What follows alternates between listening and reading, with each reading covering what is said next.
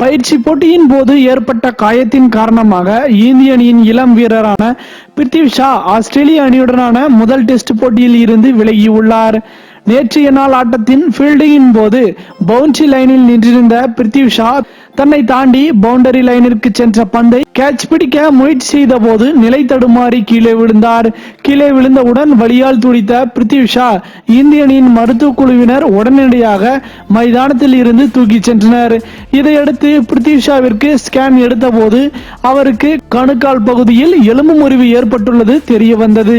இதன் காரணமாக டிசம்பர் 6ஆம் தேதி நடைபெற இருக்கும் ஆஸ்திரேலிய அணியுடனான முதல் டெஸ்ட் போட்டியில் இருந்து பிருத்திவி ஷா விலகி உள்ளதாக இந்திய கிரிக்கெட் வாரியம் அதிகாரப்பூர்வமாக அறிவித்துள்ளது. மேலும் இது போன்ற சுவாரஸ்யமான செய்திகளை உடனுக்குடன் தெரிந்து கொள்ள தமிழ் சேரை சேனலை சப்ஸ்கிரைப் பண்ணுங்க. மறக்காம பெல் ஐக்கானை கிளிக் பண்ணுங்க.